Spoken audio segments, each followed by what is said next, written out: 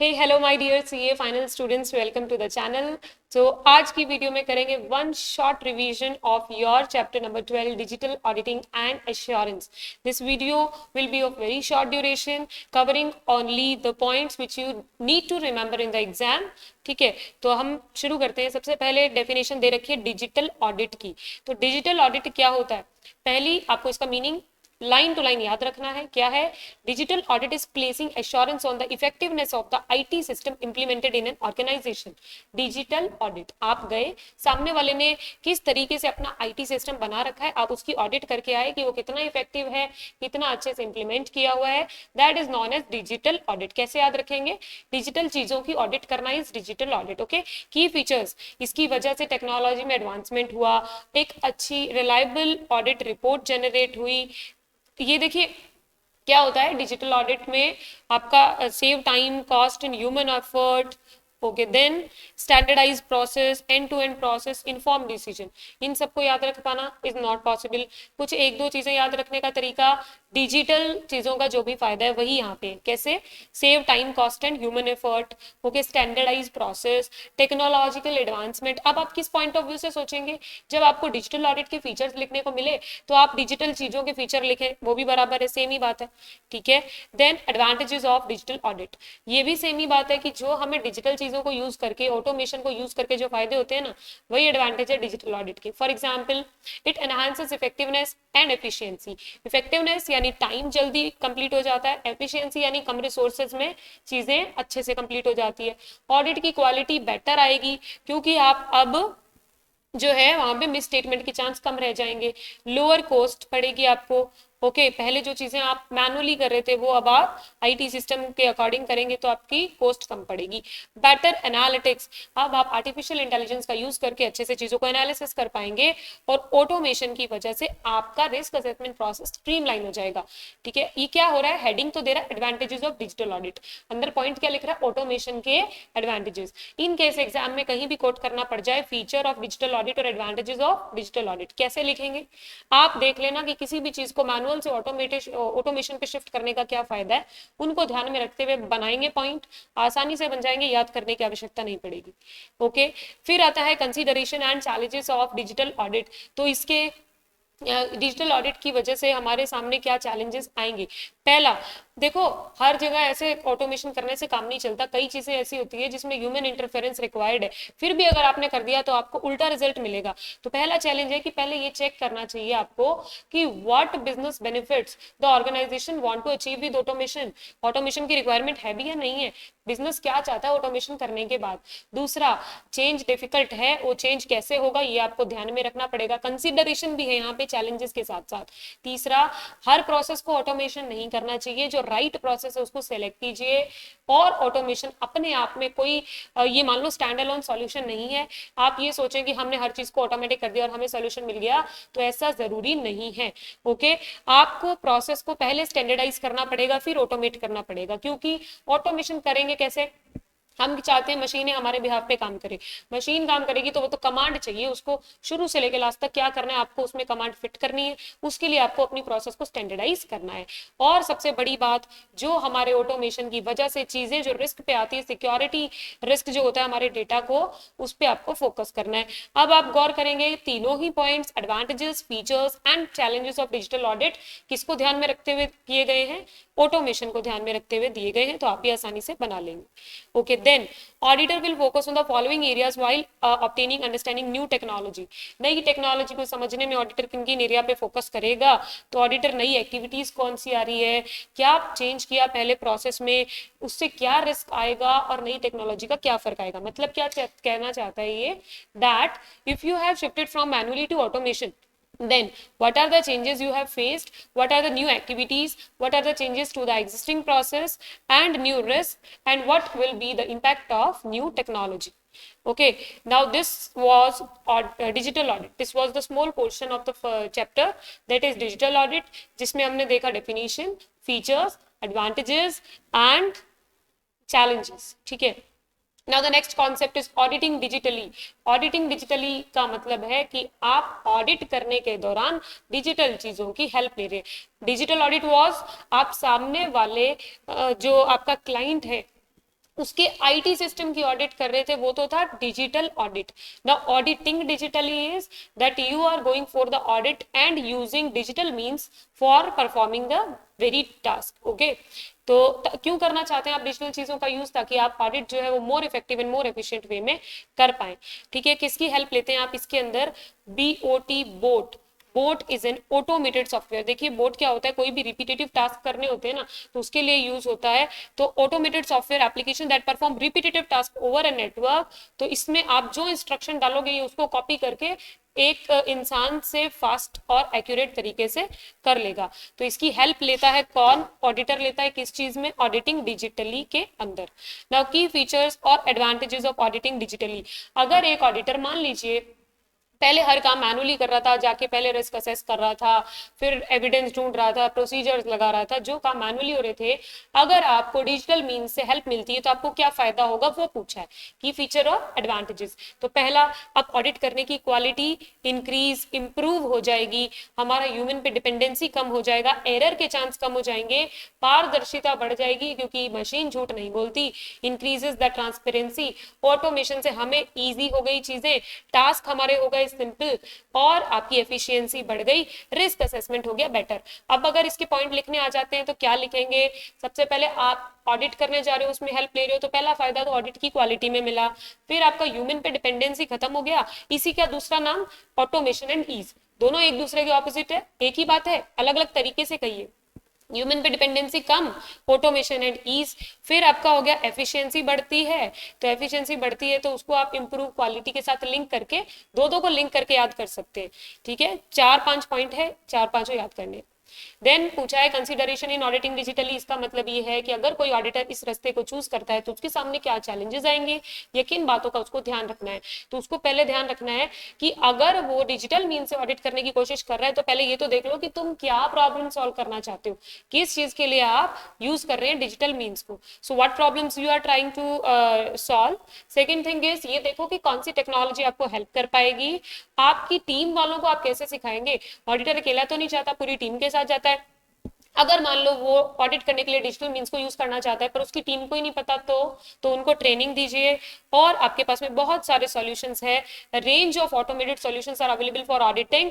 You may select as per your requirement. For example macros. Macros कहाँ पे होते हैं? मैक्रोस होता है एमएस वर्ड वगैरह में, जिसके अंदर हम एक बार जो कमांड डाल देते हैं वो उसी कमांड से रिपीटेटिव टास्क हमारे लिए परफॉर्म करता है. Business process automation, robotic process automation, ये सब इस चैप्टर में आगे आगे आते जाएंगे. चैप्टर के 2 हिस्से कंप्लीट हुए.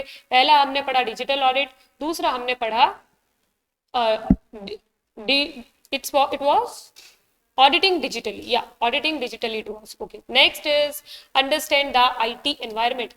As because ऊपर जो दोनों पढ़े उन्हीं के अंदर डिजिटल मीन्स का नाम आ रहा है, तो हमें आईटी एनवायरनमेंट के बारे में जानकारी लेना जरूरी हो जाएगा. तो आपको कैसे समझना है कि सामने जिस भी एंटिटी की आप ऑडिट करने जा रहे हो, तो सबसे पहले ये देखो वो एंटिटी जो है ना उसके आईटी सिस्टम कैसा है, वो उस आईटी सिस्टम पे किस हद तक डिपेंडेंट है, और उसकी कौन कौन सी प्रोसेस आईटी पे डिपेंडेंट है, कौन कौन सा काम ऑटोमेशन से हो रहा है, कितना कॉम्प्लेक्स लेवल का आईटी सिस्टम वो यूज कर रहा है. ये सब आपको पता लगाना है, समझना है. तो key areas for an auditor to understand IT environment is, पहले देखिए ट्रांजैक्शन का फ्लो कैसे चल रहा है. फिर देखिए आइडेंटिफाई द सिग्निफिकेंट सिस्टम, कौन कौन से सिस्टम यूज किए जा रहे हैं, आईटी का इंफ्रास्ट्रक्चर कैसा है, क्या वो कॉम्बिनेशन यूज करते हैं मैनुअल कंट्रोल्स और ऑटोमेटेड कंट्रोल्स का, या ओनली ऑटोमेटेड यूज कर रहे हैं, किस हद तक वो डिपेंडेंट है, कौन सी टेक्नोलॉजी यूज कर रहे हैं, कैसा आईटी एनवायरनमेंट है, कितना कॉम्प्लेक्स है. बहुत सिंपल था. किसी के भी आईटी एनवायरनमेंट को समझेंगे तो क्या देखेंगे, कौन सी प्रोसेस किस हद तक डिपेंडेंट, कितना कॉम्प्लेक्स, क्या वो mixture of the automated controls use कर रहे हैं, मैनुअल और ऑटोमेटेड मिक्स यूज कर रहे हैं, ऐसा. ठीक है, उसके बाद आ जाता है identify risk from use of IT. आप बिल्कुल लाइन से चल रहे हैं. कैसे? सबसे पहले आपने अंडरस्टैंड किया उसका आईटी सिस्टम. दूसरे नंबर पे आपने देखा कि भाई तुम आईटी सिस्टम यूज कर रहे हो, तो चलिए जानते हैं कि आपको कौन कौन से रिस्क का सामना करना पड़ेगा अगर आप इंफॉर्मेशन टेक्नोलॉजी का इस्तेमाल करते हैं. तो आपको क्या पता लगाना है, risk arising from use of IT, IT के यूज से हमें क्या रिस्क हो सकते हैं, हमारी एकदम ही नॉर्मल लाइफ से रिलेटेड है। अनऑथराइज एक्सेस, भाई क्या पता कि आपके सिस्टम का एक्सेस किसी और के पास चला जाए, या फिर जिनको आपने एक्सेस दे रखा है उसका फायदा उठा ले। दूसरा पॉइंट है गेनिंग एक्सेस प्रिविलेजेस, किसी को एक्सेस दे रखा है उसका फायदा उठा ले। अनऑथराइज्ड चेंजेस कर दे, मैनुअली इंटरवेंशन कर दे, यानी खुराफात कर ले सिस्टम के साथ में, डेटा लॉस हो जाए, फिर डाउन टाइम आ जाए, मतलब ये मान लो लाइट चले जाए, system integration and compatibility, system आपस में फेल हो जाए, एक दूसरे के साथ अगर दो चीजों को कनेक्ट कर रखा था उनका इंटीग्रेशन और कंपैटिबिलिटी हिल जाए, हैवी डेटा का लोड आ जाए, ये सारी चीजें जो है ना, ये आपके रिस्क है कि आप आईटी यूज तो कर रहे हो और इसमें आपको इन सब, देखिए सिक्योरिटी भी आएगा यहाँ पे, कुछ पॉइंट बनाए जा सकते हैं इजीली, क्योंकि अगर हम आईटी का यूज करेंगे तो सिक्योरिटी रिस्क भी है हमें। सिक्योरिटी रिस्क के अंदर फर्दर बाइफर्केशन है, कैसा रिस्क, अनऑथराइज एक्सेस मिल गया, अनऑथराइज चेंज कर दिए किसी ने, फिर आपका डाउन टाइम आ गया, डेटा लॉस हो गया, ये एक जैसे। तो पॉइंट्स लिखना आसान है। हैवी डेटा लोड का एक इसने उपाय बताया है जो आप में भी ध्यान रख सकते हैं, क्या, that hardware can be added to existing node which is known as scaling, जिसकी वजह से आपका लोड कम किया जा सकता है। कंप्यूटर की टर्म है, ऑडिट पॉइंट ऑफ व्यू से बहुत इंपॉर्टेंट नहीं है, बट ठीक है, स्केलिंग शब्द से तो सीए फाइनल वालों का वैसे ही बहुत ही गहरा नाता होता है, तो याद रही जाएगा कि डेटा का लोड कम करने के लिए स्केलिंग की जाती है। ओके, आईटी डिपेंडेंसीज, आपने दो चीजें पता करी, पहले आपने पता किया आपका एनवायरनमेंट कैसा है, किस सिस्टम में आप काम कर रहे हैं, फिर उसमें रिस्क कैसा है, फिर आप देख रहे हैं IT dependencies are created when IT is used to initiate, authorise, record, process और report transaction.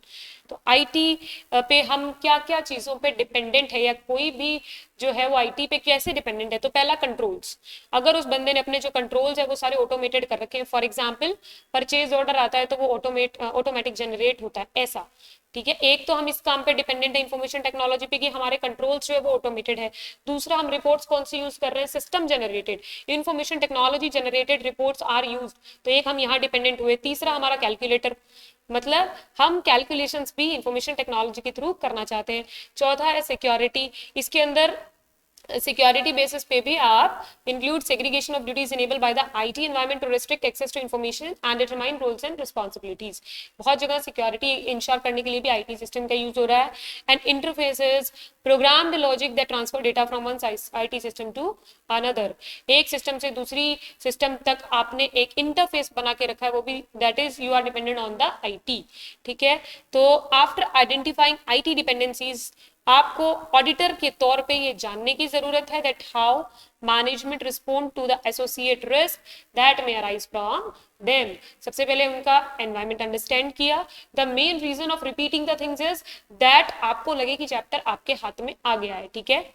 Understand IT environment, risk, IT dependencies, ये तीनों चीजें पढ़ी। अब बड़ा रिस्क आएगा, आईटी पे डिपेंडेंट तो है हम, अब बड़ा रिस्क कौन सा आया, cyber risk. Cyber risk you all are aware about, but you have to just know about these terms, okay. तो what is a cyber risk, पहली बात, साइबर अटैक होना, इसका मतलब ये होता है कि आपके कंप्यूटर सिस्टम को, आपके नेटवर्क को किसी भी तरह से अनऑथराइज्ड वे में कोई और एक्सेस करता है तो उसे कहते हैं साइबर अटैक। मतलब हमने सामने वाले को परमिशन नहीं दी, उसके बावजूद वो हमारे कंप्यूटर सिस्टम, हमारे नेटवर्क को अगर एक्सेस करता है, उसके अलावा एक्सेस ही नहीं करता, केवल उसका इंटेंशन क्या होता है, नुकसान पहुंचाना या फिर कुछ चुराना, एक्सपोज करना, कोई चीज चेंज कर देना, अल्टर कर देना, डिसेबल करना हमें, या डिस्ट्रॉय करना डेटा को, ये सारा लाइन टू लाइन लर्न करना है। Cyber attack is an attempt to gain unauthorised access to a computer system और नेटवर्किंग, इंटेंशन होना चाहिए damage, steal, expose, alter, disable और डिस्ट्रॉय द डेटा। अब most common types of cyber attacks are, इनके बारे में बहुत थोड़ा थोड़ा जानना है। That first is malware. Malware क्या होता है, प्रोग्राम और code with intent to harm computer. इतना याद रखो कि मालवेयर है, मालवेयर की फर्दर टाइप है, इसका ये एक तरह का ऐसा प्रोग्राम है या कोड है जो हमारे सिस्टम में इंसर्ट कर दिया गया, जिसकी वजह से हमें समस्या हो सकती है।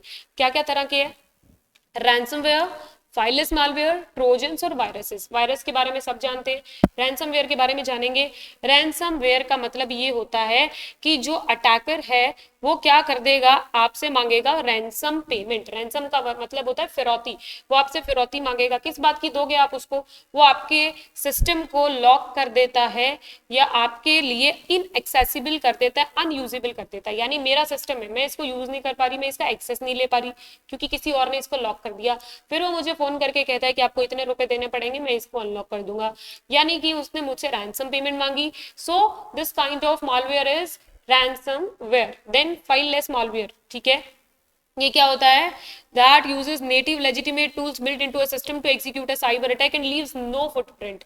It is the most harmful malware, क्योंकि इसमें क्या होता है, आप ही की चीजों के, आप ही की नेटिव, आपके लेजिटिमेट टूल्स जो आपके सिस्टम के अंदर है, उन्हीं को यूज करके किसी तरह का अटैक किया जाता है और इसमें कोई नामो निशान भी नहीं बचता. यानी घर का भेदी लंका डाय वाली कहानी है इसके अंदर. Fileless malware. Then Trojan. Trojan ऐसा होता है डिस्गाइज्ड, ये होता है रूप बदल के आना. कौन बदल के आया? ये दिखने में लगता है लेजिटिमेट सॉफ्टवेयर है, बिल्कुल हमें ऐसा लगता है that it is a genuine software, but वो डिस्गाइज करके आता है, वो अपना रूप बदल के आता है. ठीक है, तो हमें लगता है फ्री में डाउनलोड हो रहा है, जैसे हम म्यूजिक वगैरह नहीं डाउनलोड कर लेते इंटरनेट से, देखने में लगता है it is from a legitimate source, it is the harmless file, but वो अपना केवल मालवेयर होता है, रूप बदल के आता है. That is Trojan. Now mobile malware, ये होता है specially to target mobile devices.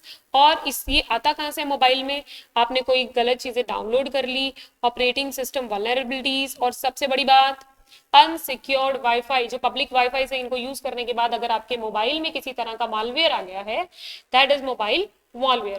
पहला हमने साइबर रिस्क पढ़ा मॉलवेयर, जिसके अंदर 4 चीजें पढ़ी. Ransomware, then we have read about fileless malware, Trojan and mobile malware. ठीक है, दूसरी तरह का है डिनायल ऑफ सर्विस अटैक. ये क्या करता है? ये आपको डिस्ट्रप्ट करता है, आपके बिजनेस को, ऑपरेशंस को डिस्ट्रप्ट करता है, परेशान करता है, आपके नेटवर्क को फ्लड कर देता है विद फॉल्स रिक्वेस्ट. यानी जहां आप काम कर रहे हो उसके ऊपर इतने ज्यादा फॉल्स रिक्वेस्ट आती है कि आप जो काम कर रहे होते हैं वो आप unable to perform that routine and necessary task. इसका ये है डिनायल ऑफ सर्विस, यानी आपको काम करने से रोकना. आपको रोकने के लिए वो क्या करते हैं? वो बहुत सारा false request को insert कर देते हैं. That is known as denial of service attack. Then phishing. What is phishing? It is uses through email, SMS, phone and social media to share sensitive information such as password, account number or to download a malicious file. Link नहीं आ जाते, हमें कहा जाता है कि आप किसी भी अनजान लिंक पे क्लिक न करें. उस तरीके का लिंक कोई ईमेल के थ्रू आ गया, एसएमएस के थ्रू आ गया, फोन में आ गया, उसके बाद जब वो आपसे आपकी सेंसिटिव इंफॉर्मेशन को शेयर करने के लिए कहते हैं, for example passwords and all, so this will be phishing. Okay, now types of phishing are there. So first is spear phishing, whaling, smishing and wishing. ये 4 टाइप है फिशिंग के. पहली बात तो आईएनजी वाले सारे जो है वो फिशिंग के टाइप है. अब इसके अंदर लाइन टू लाइन पढ़े तो पहला स्पीयर फिशिंग क्या है? Spear phishing targets specific individuals through malicious emails with goal to steal sensitive information such as login credentials. मुझे सामने वाले के login credentials चाहिए, मैं उसको मेल में किसी तरह का लिंक दे रही हूँ. That is known as spear phishing. Now whaling is type of social engineering attack targeting senior level executive employee. ये होता है specially targeting senior level executive employ, क्योंकि हमें चाहिए या तो पैसा चुराना होता है या इंफॉर्मेशन चाहिए सामने वाले के कंप्यूटर की. सब में कीवर्ड है. कैसा कीवर्ड है? स्पीयर फिशिंग में है मॉलिशियस मेल, वेलिंग के अंदर है सीनियर लेवल एग्जीक्यूटिव एम्प्लॉयज को जब आप टारगेट करते हैं. वेल बड़ी होती है ना, याद रखना, बड़े एम्प्लॉयज इज वेलिंग. ठीक है, smishing SMS, smishing is SMS, text messages के थ्रू जब आप कोई लिंक वगैरह भेज के पर्सनल इंफॉर्मेशन लेना चाहते हैं. विशिंग इज फोन कॉल के थ्रू, विश वॉइस. कैसे याद रखेंगे आप? विशिंग यानी वॉइस, यानी फोन कॉल के थ्रू अगर आपसे कोई इंफॉर्मेशन ली गई तो. Then we have read about whaling. Whaling, whale होती है बड़ी, it is about senior level executive और employees. Smishing SMS, through SMS. तो फिर आपके पास में क्या रह गया? केवल spear phishing, it is through email. Okay, now I think you have learned it here only. Let's learn about spoofing. What is spoofing? इसका मतलब ये है कि cyber criminal disguise themselves as a trusted source and able to engage with the target and access their system. वो सामने वाला जो है वो हमारा ही कोई जानकार बन के आता है, ट्रस्टेड सोर्स बन के आता है और उससे हमारे सिस्टम को एक्सेस कर लेता है. स्पूफिंग होता है डोमेन स्पूफिंग, एक होता है, नीचे आई गया स्पूफिंग. डोमेन स्पूफिंग का मतलब होता है कि कोई भी किसी के गलत नाम से एंटर करता है. For example we all know about famous brands. ठीक है, मान लीजिए ये प्यूमा नाम की जो ब्रांड है ये फेमस ही है, इसकी वेबसाइट बनी लेकिन उसने प्यूमा की जगह आपका ये मान लीजिए प्यू ना लिख दिया, जो एक बार पढ़ने से हमें ऐसा लगता है कि that it is a genuine source but the domain is getting spoofed, उसमें केवल स्पेलिंग का जरा सा फर्क होता है और हमें देखने में जो चीज असली लगती है वो नहीं होती है। इम्पर्सोनेट्स, किसी के जैसा दिखने की कोशिश करना और फेक वेबसाइट और ईमेल डोमेन बनाना पीपल को फूल बनाने के लिए। आज के टाइम पे अगर आप गूगल पे कुछ सर्च भी करते हैं तो आपको ये इंश्योर करना पड़ेगा कि जो आपने साइट पे क्लिक किया है वो असली वाली है या नकली वाली है, बिकॉज एक स्पेलिंग का एक वर्ड इधर उधर होते ही असली और नकली का फर्क खत्म हो जाता है। ईमेल स्पूफिंग, आप ईमेल्स के थ्रू साइबर अटैक करते हैं, that is known as email spoofing. आप किसी रेप्यूटेड या रिनॉन्ड कंपनी के थ्रू ईमेल भेजने की दिखाते हैं लेकिन असल में वो कोई और भेजता है। आइडेंटिटी बेस्ड अटैक्स, आपके यूजर क्रेडेंशियल्स कॉम्प्रोमाइज हो चुके हैं, आपके लॉगिन क्रेडेंशियल किसी को पता चल चुके हैं, ठीक है, तो वो identity based attack. Insider threat, आप ही के अंदर कभी कोई पहले एम्प्लॉय ने काम किया होगा या आज जो कर रहा है वही सारी इंफॉर्मेशन स्टील करके और इस इंफॉर्मेशन को डेंजर में डाल रहा है, that is insider threat. DNS tunneling, DNS tunneling, tunneling मतलब एक टनल बना ली गई, malicious domain names and DNS servers to bypass the protection and complete data exfiltration। हमारा डेटा एक टनल बनाकर उसमें से फिल्ट्रेट कर लिया गया, निकाल लिया गया, ठीक है, that is DNS tunnelling. IoT based attacks, हर चीज हमें ऑटोमेटिक चाहिए, हमें ऐसा चाहिए कि हम ऐसा बोले लाइट जल जाओ तो लाइट जल जाए, तो अगर हर चीजों को आप इंटरनेट से जोड़ेंगे, इंटरनेट ऑफ थिंग्स का यूज करेंगे तो उसका अपना एक नुकसान होता है, वो सारा डेटा आपका स्टील करता है। तो such kind of attacks are IoT based attacks। Now until here we have studied about different types of cyber attacks। Now what are the stages of cyber risk? ये साइबर अटैक्स थे, अब risk क्या है, उसकी क्या क्या stage है। हर risk की तीन ही होती है, पहला हम असेस करते हैं, दूसरा हम उसका इम्पैक्ट देखते हैं, तीसरा हम उसको मैनेज करते हैं। तो वही तीन आपकी साइबर रिस्क की स्टेजेस है। इसके बारे में मेन ज्यादा कुछ नहीं है, बस assessing the cyber risk, impact of the cyber risk and at last managing, ठीक है। साइबर सिक्योरिटी फ्रेमवर्क, अब मैनेजिंग करेंगे अगर साइबर रिस्क को तो हमें चाहिए साइबर सिक्योरिटी। तो उसके अंदर आपको क्या क्या करना है, सबसे पहले रिस्क को आइडेंटिफाई करना है, प्रोटेक्ट करना है, डिटेक्ट करना है, रिस्पॉन्ड करना है, रिकवर करना है। 5 चीजें। देखो पहला काम क्या, रिस्क को पहचानो, दूसरा प्रोटेक्ट द रिस्क, अब अगर नहीं प्रोटेक्ट कर पाए, कुछ हो गया तो डिटेक्ट द रिस्क, डिटेक्ट कर लिया कोई रिस्क मिल गया तो उसको रिस्पॉन्ड कीजिए, रिस्पॉन्ड करके पता चला कि ये गड़बड़ है तो रिकवर कीजिए, फटाफट से उस रिस्क से बाहर निकालिए, ठीक है। इसके अंदर कुछ एक पॉइंट से जानने लायक क्या, आइडेंटिफाई द रिस्क, कैसे पता चलेगा, पीरियोडिक असेसमेंट करते रहिए और आप इंफॉर्मेशन को प्रोटेक्ट करिए, रिव्यू कीजिए साइबर सिक्योरिटी रिस्क को, ओवरऑल रिस्पॉन्सिबिलिटी किसकी है पता लगाइए रिस्क का। फिर आप प्रोटेक्ट कैसे करेंगे, तो आप चेक करेंगे कि कोई अनऑथराइज्ड एक्सेस तो नहीं है, ट्रेनिंग देंगे फॉर्मल, ठीक है, इतना ही है। डिटेक्ट द रिस्क, अब जब रिस्क है या नहीं है पता लगाना हो तो कैसे चेक करेंगे, identify cyber security risk, assess and analyse, okay. अब मिल ही गया तो रिस्पॉन्ड कैसे करें, तो आपको क्या करना है, प्लान बनाना है जिसकी वजह से आपके क्या एक्शंस रहेंगे इस पर्टिकुलर रिस्क को कम करने के या खत्म करने के, उसका प्लान बनाना है। तो रिकवर कैसे करेंगे, जब पता ही चल गया कि यहाँ पे रिस्क है तो उससे रिकवर करना है तो कैसे कर सकते हैं, better controls, improve technology, firewall, antivirus tools etcetera. These could be the measures so that you may get recovered from the risk which you have identified earlier। Okay, this was just the process of risk, cyber risk identification to analysing, या कह दें कि cyber security framework कैसे काम करता है, कैसे security को इंश्योर किया जाता है, उसके 5 स्टेप आपने देखे। Control considerations for cyber risk, अब ये साइबर रिस्क एक तरह का रिस्क है तो उसके लिए कौन कौन से कंट्रोल लगाने की जरूरत है। पहला, control around vendor setup and modifications, उसके बाद control around electronic transfer of funds, control around patch management. 3 चीजें याद रखनी है, वेंडर से रिलेटेड है, पेमेंट से रिलेटेड है और पैच मैनेजमेंट से रिलेटेड है। First control is control around vendor setup and modification, ठीक है। इसके अंदर क्या है कि कुछ डेटा होता है हर बिजनेस के पास में related to the bank account और वेंडर इंफॉर्मेशन, उसके अंदर अगर कोई स्कैम हो गया है, कोई ईमेल के थ्रू अगर वो डेटा लीक हो गया है तो उसके लिए आपको चेक करना है, कंट्रोल लगाने हैं कि that who is responsible for such changes, communication channels are, authentication protocols defined and system and technology कौन सी यूज हो रही है। नोट सो इंपॉर्टेंट बट फिर भी पता होना चाहिए, 3 तरह के कंट्रोल के बारे में बात हो रही है। दूसरा इज अराउंड EFT, ये सबसे इंपॉर्टेंट है कि फंड ट्रांसफर हो रहा है इलेक्ट्रॉनिकली तो उसके ऊपर किस तरीके के कंट्रोल्स लगे हैं, कौन पर्सन रिस्पॉन्सिबल है ऑथेंटिकेशन प्रोटोकॉल्स फॉलो हो रहे हैं या नहीं हो रहे, कौन सा सिस्टम और टेक्नोलॉजी फॉलो होती है। फिर पैच मैनेजमेंट, ये होता है cyber attacks exploit non security vulnerabilities resulting in the manipulation and destruction of data. अगर हमें लगता है कि यहाँ पे हमारे डेटा के साथ मैनिपुलेशन हो सकता है, डिस्ट्रक्शन हो सकता है, तो आप उसके बारे में पता कीजिए कि आपके पास में कोई पैच मैनेजमेंट प्रोग्राम है। पैच क्या होता है? पैच इज लाइक हमारे सिस्टम में कुछ ना कुछ लूप है उस तरीके से, तो आपको ये पता करना है कि कंट्रोल है इससे रिलेटेड, पैच मैनेजमेंट प्रोग्राम है। Okay, entity run periodic vulnerability scans, entity time to time इस तरीके से स्कैन करवा रही है कि सिस्टम में किसी तरह की कोई खराबी तो नहीं है। और entity notified of patches by external vendors, हो सकता है एक्सटर्नल वेंडर्स आपको बताए आपके पैचेस के बारे में। Not it was not so important. Now the important part is remote audit, very important part. Remote audit का दूसरा नाम है वर्चुअल ऑडिट। इसका मतलब होता है ऑडिटर यूजेस द ऑनलाइन और electronic methods to conduct the audit.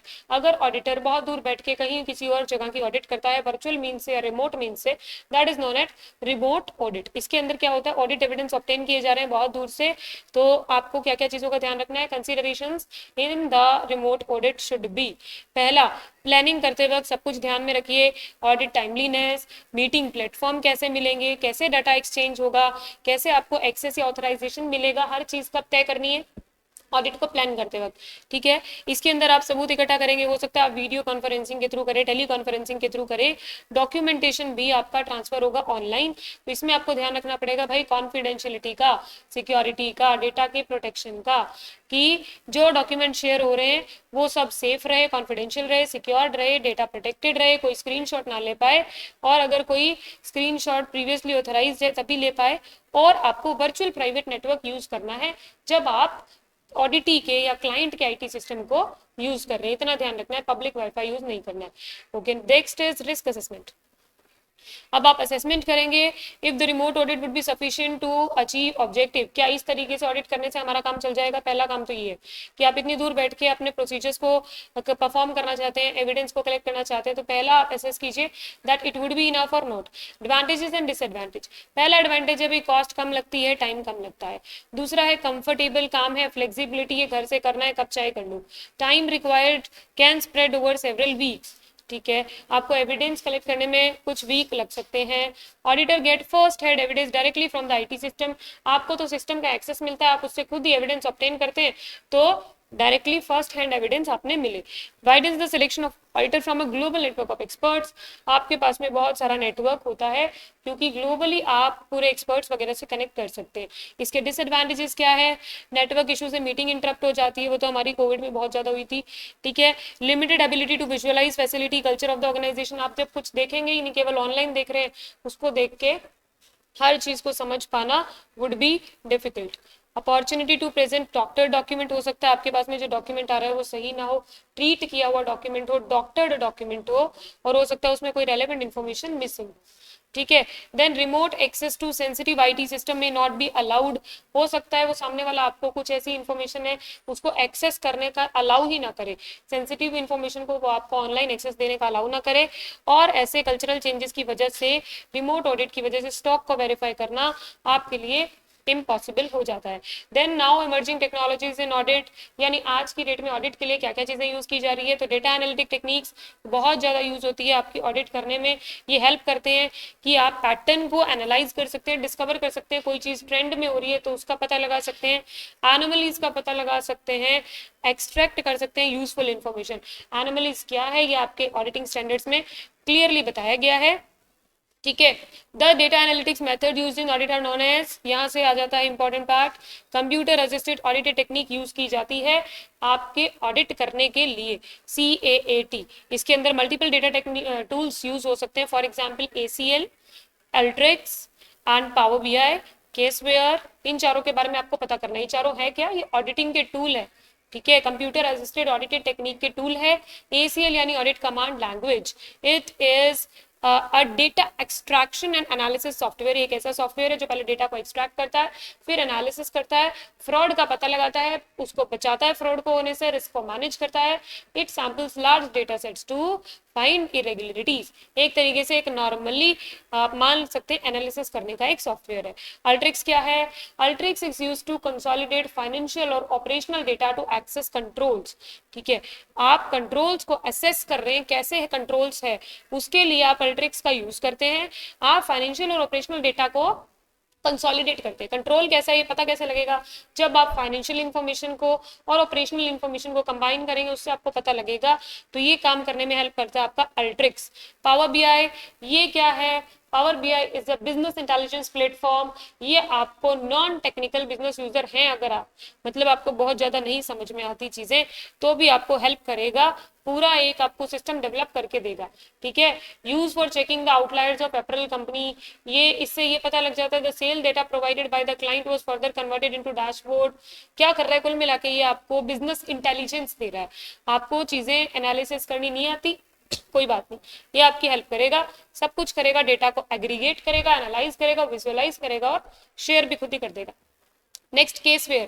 केसवेयर भी एक डेटा एनालिसिस सॉफ्टवेयर है। ये हेल्प करता है ऑडिट को क्विकली करने में, एक्यूरेटली करने में, कंसिस्टेंटली करने में, और ये ऑटोमेटिकली लिंक करता है क्लाइंट के data, automatically links to client data and securely communicate with the client in the real time. सब काम खुद ही कर दे रहा है। क्या क्या कर रहा है? क्लाइंट के डेटा से कनेक्ट कर रहा है, उससे कम्युनिकेट कर रहा है। क्लाइंट की बात आई केसवेयर में, पावर बीआई में बिजनेस को ऑटोमेट करने की बात आ गई, अल्ट्रिक्स ने कंसोलिडेट करने की बात की फाइनेंशियल और ऑपरेशनल डेटा को, एसीएल एक एनालिसिस सॉफ्टवेयर है जो एक्सट्रैक्ट करके इंफॉर्मेशन का एनालिसिस करता है। Then automated tools in audit, तो ये क्या था जो ऊपर पड़ा था? ये आपने पढ़ा था एनालिटिकल टूल्स या फिर डेटा एनालिटिक टेक्निक्स। अब है ऑटोमेटेड टूल्स इन ऑडिट। वो कौन सी चीजें हैं? तो वो है robotic process automation, blockchain, IoT, artificial intelligence are some of the prime examples. ये खत्म नहीं होती, ये चीजें और भी ज्यादा, लिस्ट इनकी बहुत बड़ी है। आईओटी इंटरनेट ऑफ थिंग्स, बहुत बेसिकली मैं आपको बता चुकी हूँ। आईओटी का मतलब ये होता है कि आज हम चाहते हैं कि हमारे घर पे जो भी चीजें लगी हुई सब ऑटोमेटिक हो जाए, तो उसके अंदर थिंग्स को इंटरनेट से जोड़ के ऑटोमेट करना इस आईओटी। इसके अंदर आपको क्या करना है? आपको कुछ बहुत ज्यादा पढ़ना नहीं है, बस ऑडिट फॉर्म में need to train and upskill auditor. अगर आप किसी जगह जा रहे हो वहां पे आईओटी यूज हुआ है, तो आपको देखो खुद को ट्रेनिंग दिलवानी है, आपके साथ में जो भी टीम जा रही है उसको ट्रेनिंग दिलानी की, इस तरीके की चीजों को चेक कैसे करना है, पेमेंट प्रोसेसिंग टूल को चेक करना है, इस तरीके की कितनी ट्रांजेक्शन सामने वाला जो ऑर्गेनाइजेशन है वो करता है, और इसमें किस किस तरह का रिस्क हो सकता है, hijack, data siphoning, denial of service attacks, etcetera etcetera. Artificial intelligence का यूज करना है। आर्टिफिशियल इंटेलिजेंस मतलब मशीन ही सोच सकती है, मशीन समझ सकती है, मशीन सब काम कर सकती है। तो अगर AI system utilize data analysis and algorithm to make decision based on predictive method. ये क्या है? इसका एग्जांपल है जैसे सेल्फ ड्राइविंग कार। तो आर्टिफिशियल इंटेलिजेंस हो गया, मशीन अपने आप से सब समझ रही है, सब सीख रही है। अब ऑडिटर को क्या ध्यान रखना है इसमें? ऑडिटर को ये चेक करना है कि उसको मशीन के अंदर जो कमांड डाली है, जो एल्गोरिदम डाला है, वो कितना इफेक्टिव है, आउटपुट सही है, आउटपुट अप्रूव है, साइबर सिक्योरिटी में कोई समस्या तो नहीं है, कोई बग तो नहीं है, कोई वल्नरेबिलिटी तो नहीं है, सब कंप्यूटर रिलेटेड टर्म्स है। और कंफर्म करो how the use of AI affect the entities flow of transactions. और कॉमन रिस्क आपके रह सकते हैं सिक्योरिटी और डेटा प्राइवेसी। ब्लॉकचेन क्या होता है? तो देखिए ब्लॉकचेन में is a based on decentralized and distributed ledger that is secured through encryption. इसके अंदर हर एक ट्रांजैक्शन जो है वो वैलिडेट की जाती है ब्लॉकचेन पार्टिसिपेंट्स के द्वारा। इंफॉर्मेशन का एक ब्लॉक जो है वो हर पार्टिसिपेंट को ट्रांसफर किया गया है और हर ब्लॉक को सीक्वेंस में डाला गया है। कुछ नहीं है, बहुत सारे पार्टिसिपेंट्स है, सब अलग अलग ब्लॉक है, उनके सीक्वेंस के थ्रू आपकी इंफॉर्मेशन जा रही है, सब डिसेंट्रलाइज्ड है, डिस्ट्रीब्यूटेड है। इसका एग्जांपल है bitcoin crypto currency transfer application. बहुत ज्यादा यहाँ इसके बारे में जानने की आवश्यकता नहीं है, केवल ये देख लीजिए कि ऑडिटर को क्या करना है अगर ब्लॉकचेन यूज हो रहा है तो कंसीडर कीजिए कि गवर्नेंस सही से हो रही है, मतलब इस सिस्टम को गवर्न सही से किया जा रहा है, सिक्योरिटी प्रॉब्लम तो नहीं है, ओके। देन डेटा कॉन्फिडेंशियलिटी है, privacy can not be ignored. कुछ रिस्क हो सकते हैं, cyber attack, data hack and security issues. Now NFT, non fungible tokens, ये किस काम आते हैं? नॉन फंजिबल टोकन्स अगर आपको डीटी के अंदर बहुत ज्यादा आपको इस बार बताए भी गए होंगे, लेकिन अगर बहुत स्मॉल डेफिनेशन दूं आपको, तो इसके अंदर आप किसी भी चीज की ओनरशिप को रिप्रेजेंट करते हैं। कोई यूनिक आइटम है उसको आपने कन्वर्ट कर दिया टोकन में, और ये कोई मनी की जैसा नहीं है पर फिर भी ये एक्सचेंज होता है। For example it contains the digital signature which make them unique, digital assets like photos etcetera, ठीक है। और ये होता है जैसे आर्ट, म्यूजिक, गेम्स, ये सब क्या है? नॉन फंजिबल टोकन है। तो इसके अंदर आपका क्रिप्टो करेंसी और नॉन फंजिबल टोकन, बिटकॉइन, इन सब का कॉन्सेप्ट लग जाएगा, जिसके बारे में जानने की प्रॉब्लम नहीं आ रही है आपको। आपको क्या आ रहा है, चैलेंजेस क्या हो सकते हैं ऑडिटर के सामने, चैलेंज होंगे सिक्योरिटी रिस्क। अभी तो मार्केट इतना बड़ा नहीं, इनके बारे में समझे कैसे। ऑनलाइन फ्रॉड बहुत हो रहे हैं, सबसे बड़ी चीज इसके एग्जाम्पल में था म्यूजिक, आर्ट, इनका होता है ओनरशिप और कॉपीराइट, वो कंसर्न्स। फिर है रोबोटिक प्रोसेस ऑटोमेशन, जो काम रिपीट में होना है, रिपीट प्रोसेस जो होनी है वो आप उसको फीड कर दो। रोबोटिक प्रोसेस जो है ऑटोमेशन सॉफ्टवेयर होते हैं, वो क्या करते हैं कि आप एक बार उसमें फीड कर दो, उस प्रोसेस को अपने आप करते जाते हैं और ह्यूमन के मुकाबले बहुत ज्यादा फास्टर करते हैं। ठीक है, और इसका ऑडिट इम्प्लीकेशन, इसमें आपको क्या ध्यान रखना है कि data extraction, aggregation, sanitisation and cleansing कैसे हो रहा है। ऑडिटर को अंडरस्टैंड करना है कि किस तरीके से ये आरपीए इस पर्टिकुलर कंपनी ने डेवलप किया है। और कॉमन रिस्क हो सकते हैं कि भाई हमने तो बना दिया कि ये हमारी प्रोसेस ऑटोमेट हो गई, अपने आप हुआ करेगी, ये रोबोटिक बोट्स के थ्रू हुआ करेगी।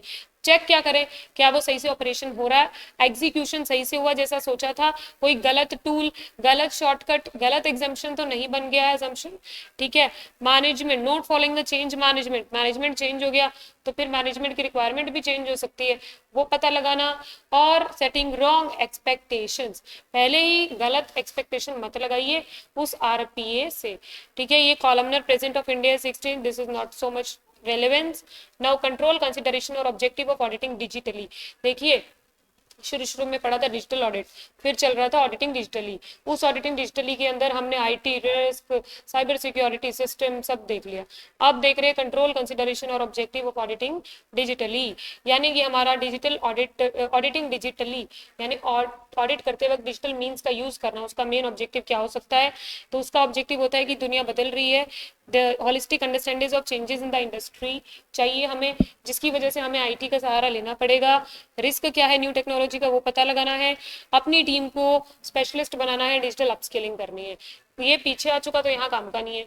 ठीक है, कहाँ पे ऑडिटर को, where auditor should test the appropriate control for relying on digital system. अगर डिजिटल सिस्टम पे विश्वास करना है तो ऑडिटर को क्या टेस्ट करना है, तो ऑडिटर को ये चेक करना है कि सिस्टम और प्रोग्राम जो है वो कहीं इनएक्यूरेटली डेटा को प्रोसेस तो नहीं कर रहे, अनऑथराइज एक्सेस तो नहीं है, ऐसी पॉसिबिलिटी तो नहीं है कि कोई प्रिविलेज ले लेगा, सब ऊपर आ गया। Unauthorized access, failure to make necessary changes, inappropriate manual intervention और पोटेंशियल लॉस ऑफ डेटा, सारा ऊपर आ गया था। क्या है ये चीज कि एग्जाम्पल दे रखा है कि auditor should test the appropriate control. अगर ऑडिटर को किसी के डिजिटल सिस्टम पे विश्वास रखना है या रिलायंस प्लेस करना है तो उसको क्या क्या चीजें ध्यान रखनी है, ये सब चेक करना होता है। की steps for auditor in changing technology environment, technology तो दिन प्रतिदिन चेंज होती जा रही है, तो ऑडिटर के लिए क्या काम का है, सबसे पहला स्केप्टिसिज्म रखो, अपना प्रोफेशनल स्केप्टिसिज्म मेंटेन कीजिए। जब आप मैनेजमेंट की रिस्क असेसमेंट चेक कर रहे, जब आप मैनेजमेंट के न्यू सिस्टम के लिए with respect to the new system of management आप रिस्क का असेसमेंट कर रहे हैं, उस वक्त अपना प्रोफेशनल स्केप्टिसिज्म मेंटेन करके रखिए। डायरेक्ट और इनडायरेक्ट इफेक्ट क्या पड़ेगा न्यू टेक्नोलॉजी का, वो ध्यान में रखिए।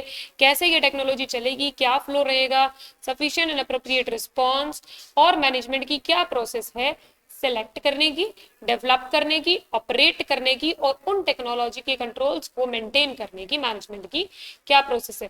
क्या पॉइंट थे ये कि डे बाय डे आपकी टेक्नोलॉजी चेंज होती जा रही है, उसमें ऑडिटर को क्या करना है, ऑडिटर को ध्यान रखना है, रिस्क असेसमेंट के दौरान प्रोफेशनल स्केप्टिसिज्म रखना है, नई टेक्नोलॉजी का क्या इफेक्ट पड़ेगा ये पता लगाना है, नई टेक्नोलॉजी का फ्लो क्या रहेगा ये पता लगाना है, मैनेजमेंट उसको कैसे हैंडल करेगा ये पता लगाना है। That's it. 9th number point is next generation audit. Next generation audit is human led, tech powered and data driven. बहुत ही अजीब सी डेफिनेशन है, human led, technology powered and data driven. Data से तो चलेगी, टेक्नोलॉजी से पावर मिलेगी, लेकिन अल्टीमेटली ह्यूमन का रोल तो आ ही गया। तो इसके अंदर इनको कंबाइन किया गया है। इसके कुछ एग्जाम्पल है, 3D printing, augmented reality, virtual reality, biotechnology, auditing using drones. ठीक है, ये सब चीजें हैं, तो इनके बारे में थोड़ा थोड़ा आ जाएगा। कैसे, ड्रोन टेक्नोलॉजी हम पढ़ रहे हैं नेक्स्ट जनरेशन में जैसे ऑडिट की जाएगी, कैसे ड्रोन टेक्नोलॉजी के यूज से रिमोट लोकेशन में जहां जाना पॉसिबल नहीं है वहां पे स्टॉक काउंट किए जा सकते हैं, तो ऐसा पॉसिबल हो पाएगा। ऑगमेंटेड रियलिटी, इसके अंदर users to view the real world with augmented element generated by digital device. जो चीजें रियल में है उसको मैं डिजिटल डिवाइस पे एक वर्चुअली क्रिएट करके, ठीक है, अलाउ करती हूँ यूजर को देखने का, ऐसा। तो technology allow user to view the real world environment with added element generated by the digital device. For example, एक क्लासरूम में मैं खड़ी, मेरे को ये देखना है कि इधर ये होता, इधर वो होता, इधर ये होता, तो उसको अगर दिखाया जाए तो that is augmented reality. Now what is virtual reality? इसके अंदर साथ साथ में दिखाने के साथ साथ में आप images, sounds, touch and smell भी क्रिएट कर सकते हैं। यानी सब कुछ इमेजिनरी दुनिया में चल रहा है, पहले 3 में, ऑगमेंटेड में और वर्चुअल में। जैसे ये ज्यादा कहाँ यूज आता है? आर्किटेक्चर में यूज आता है। घर बनाने से पहले घर का पूरा नक्शा कि वो कैसे दिखेगा वो दिखाना, उसमें पर्टिकुलर इमेजेस, साउंड, स्मेल सब कुछ क्रिएट करना, that is virtual reality. Now what is metaverse? ये एक 3D डिजिटल स्पेस है जो इनको ऊपर वाली दोनों तरह की रियलिटी, वर्चुअल रियलिटी और ऑगमेंटेड रियलिटी को यूज करता है। एडवांस इंटरनेट टेक्नोलॉजी को यूज करके पीपल को अलाउ करेगा that life like personal and business experiences online. घर बैठे बैठे एक्सपीरियंस लीजिए कि ये जगह कैसी है, आपको प्रॉपर उस जगह का सीन दिखा के 3D। Okay, consideration for future, future के बारे में कुछ बातें कही गई है। तो क्रिप्टो करेंसी, कॉइन्स, मेटावर्स, ये सब है। उनके अलावा गवर्नेंस मॉडल डिफिकल्ट बन जाएगा क्योंकि इतनी चीजों को संभालेंगे तो संभालना मुश्किल हो जाएगा। आइडेंटिटी जो है in the digital world has historically been different, ये कुछ काम का नहीं है। यहाँ से देखिए potential application of metaverse in financial domain. अब इस मेटावर्स का जो ऊपर नाम आया ना, इस मेटावर्स का फाइनेंस से क्या रिलेटेड होगा, कैसे ये फाइनेंशियल डोमेन में काम आएगा? तो ये आपकी वर्चुअल बैंकिंग एंड ट्रांजेक्शन में काम आएगा। आप बैंकिंग को वर्चुअली कहीं से भी कैसे भी अपने बैंक अकाउंट को एक्सेस कर पाएंगे। डिजिटली एसेट को मैनेज करने में, जैसे कि buy sell and trade, NFTs, non fungible tokens जिनके बारे में ऊपर पढ़ा, उनको सेल परचेज करने में काम आएगा। फाइनेंस की एजुकेशन और ट्रेनिंग देने में बहुत हेल्प करेगा। मीटिंग कॉन्फ्रेंसेस आराम से की जा पाएगी। और आपका डेटा विजुअलाइजेशन एंड एनालिटिक्स। क्या बोल रहा है? Next generation audit, next generation audit में पढ़ा मेटावर्स, मेटावर्स का फाइनेंशियल डोमेन से क्या कनेक्शन है? तो भाई यहाँ काम आएगा, बैंकिंग एंड ट्रांजेक्शन वर्चुअली हो जाएगी, डिजिटली एसेट मैनेज हो जाएगी, वर्चुअली फाइनेंस की एजुकेशन और ट्रेनिंग दी जा पाएगी, मीटिंग कॉन्फ्रेंस हो जाएगी और डेटा विजुअलाइजेशन हो जाएगा। इजी है। कॉमन रिस्क, हर जगह सेम रिस्क है, cyber security, data privacy, data protection, lack of standards and public safety. Now this is the final conclusion of the chapter that we have read about two basic terms, digital audit and auditing digitally. What was digital audit? Digital audit था सामने वाले के IT system की audit करना। Auditing digitally था कि हम audit करने गए तो हम आईटी की हेल्प ले रहे हैं वो। इसके अंदर आपने क्या क्या पढ़ा? आपने सबसे पहले पढ़ा definition of the digital audit, digital audit के फीचर पढ़े, एडवांटेज पढ़े, कंसिडरेशन पढ़े, फिर आप आ गए ऑडिटिंग डिजिटली पे, उसके बारे में भी यही सब चीजें पढ़ी। उसके बाद में आपने तरह तरह के साइबर अटैक्स देखे, साइबर सिक्योरिटी देखा, रिस्क देखा, फिर आपने नेक्स्ट जनरेशन ऑडिट देखी, आगे क्या क्या आएगा वो भी देख लिया। तो this chapter was this much only. हर एक टर्म के बारे में थोड़ा थोड़ा फैमिलियर रहना है और पॉइंट लर्न करने का तरीका थोड़ा बहुत मैंने इस वीडियो में बता दिया। That was one short revision of chapter number 12 digital auditing and assurance, and stay tuned for more such videos and do comment that on which chapter you want me to take next one short revision. Thank you.